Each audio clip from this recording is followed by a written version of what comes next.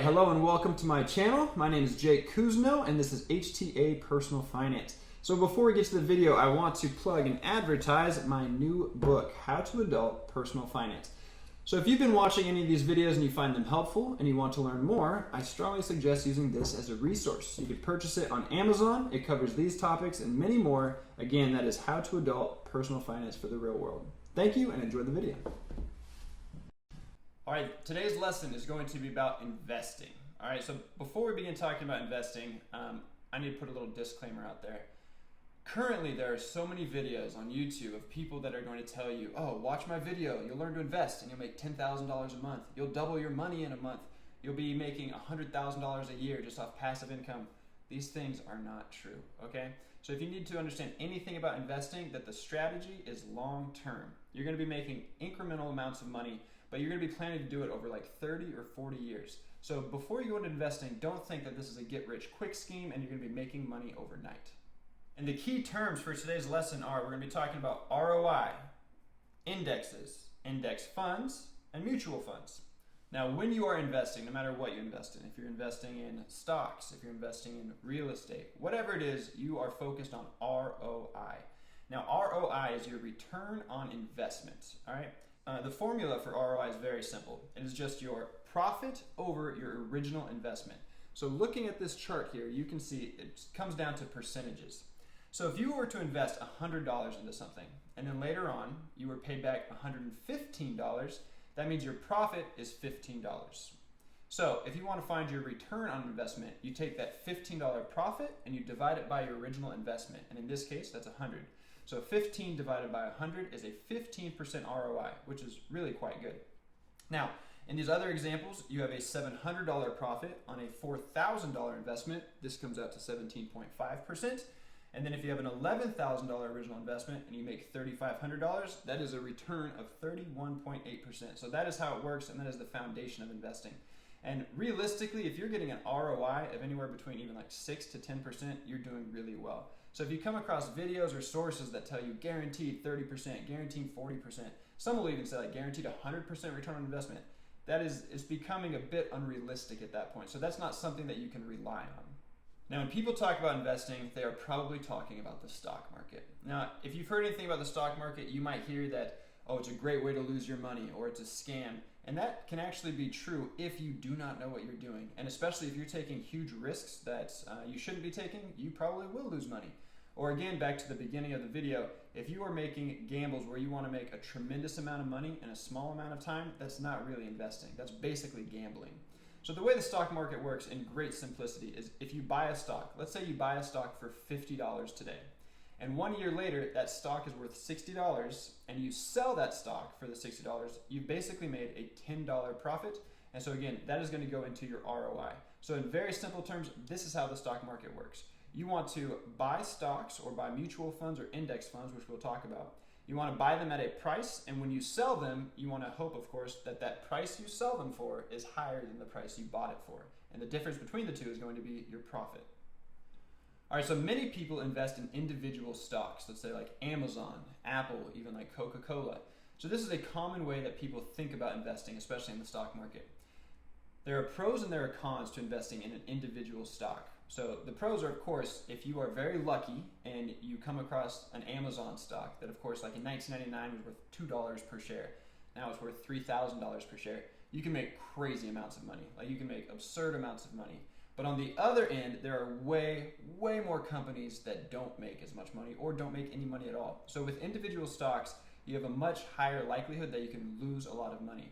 So in simple terms, they're much more volatile. They're less reliable, but again, you can make a lot of money or you're going to lose a lot of money.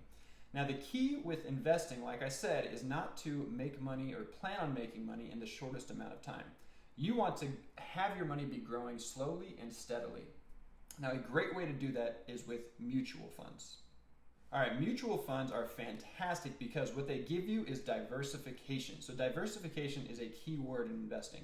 Diversification means that your money is diversified. It is spread out among different investments. So if one of your investments were to tank, it's going to sting, but it won't sting that much because you are also going to have money in other places. So basically, you are protecting yourself from losing all of your money in a single investment.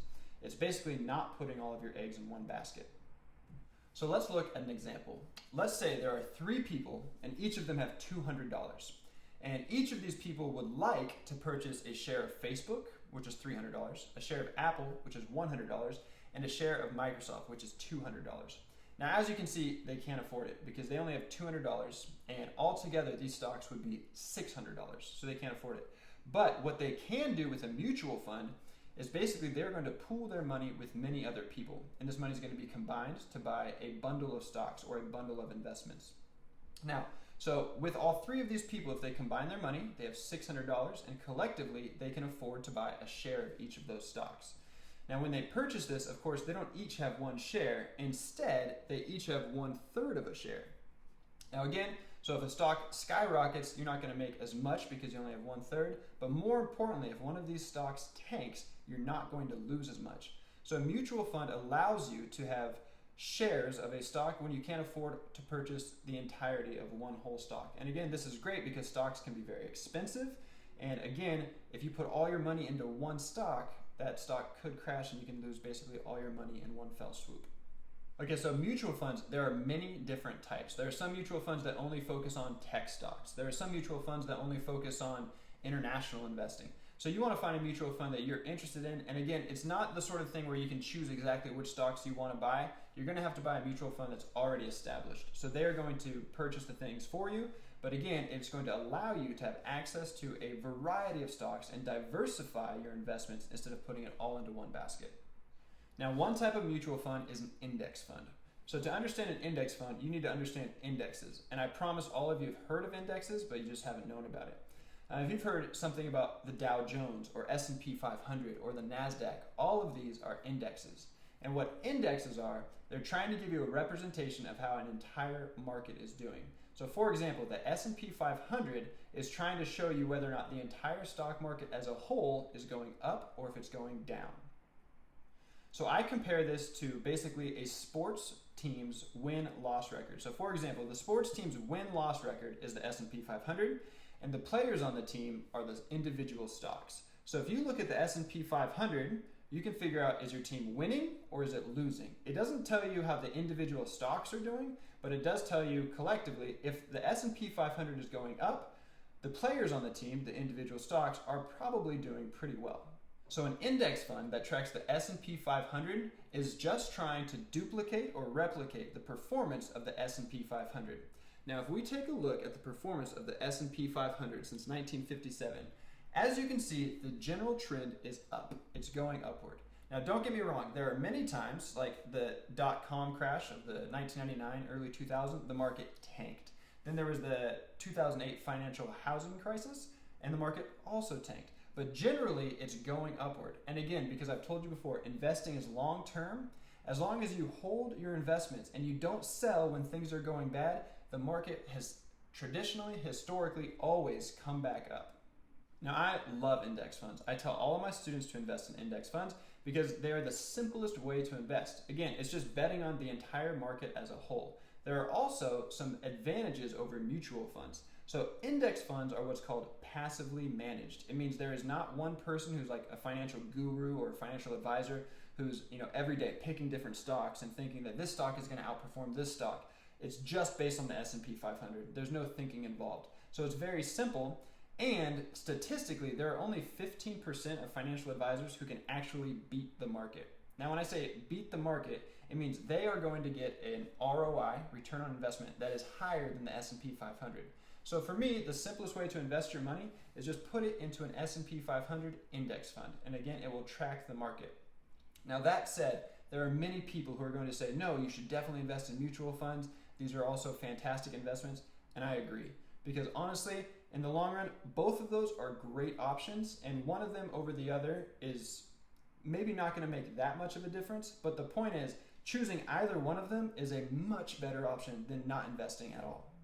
Another reason I really like index funds is because they have very low expense ratios. Now, an expense ratio is basically just the cost of having an index fund. It's the amount of money that you have to pay to whoever you are getting the index fund from or mutual fund from. So you're paying them to manage your investments. Now, typically index funds are much lower. So let's take a look at an example. So a mutual fund might charge 1% expense ratio, whereas many index funds can charge as low as 0.2% or even like 0.04%. So the expense ratio is much lower. And you might think, all right, 0.4% versus 1%, who cares? And again, because hopefully you'll be investing for a very long period of time, that 0.5% can have a huge difference. So if we take a look, basically the expense ratio is going to be subtracted from your ROI. So let's say you are hoping for an ROI of 8%. If you have a 1% expense ratio on that 8%, basically it lowers your ROI to 7%. On the other hand, if your expense ratio is 0.2%, it's going to make your ROI 7.8%. Now, if you look at that, if you were going to invest, let's say $300 per month for 30 years, now again, the difference in those expense ratios, after 30 years with the 1% expense ratio, you're going to have $340,000. But if your expense ratio is only 0.2%, you're going to have $393,000. That's over $50,000. So it does make a big deal, especially when you're investing for such a long period of time. Now the S&P 500 since 1957 has averaged just over an 8% ROI. Now this is a fantastic ROI. If you actually have 8% ROI, it means every 9 years that your money is going to double. So again, if you have $10,000 with an 8% ROI, 9 years later, that money is going to be $20,000. 9 years later, $40,000. 9 years later, $80,000.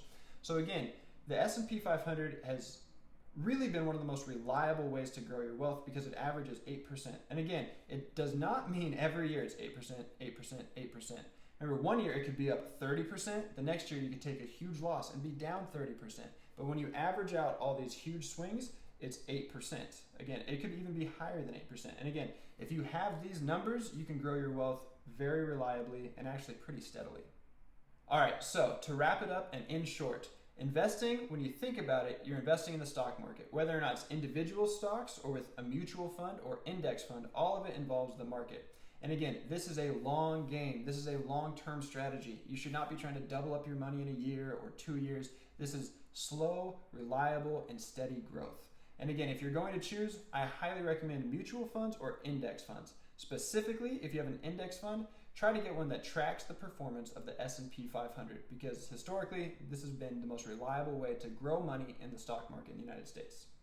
All right, now like every other shameless YouTube video out there, please, if you enjoyed this video, please hit like, please subscribe, and most importantly, if you have any additional questions, please leave them in the comment section here or on my website at htapersonalfinance.com. Thanks for watching.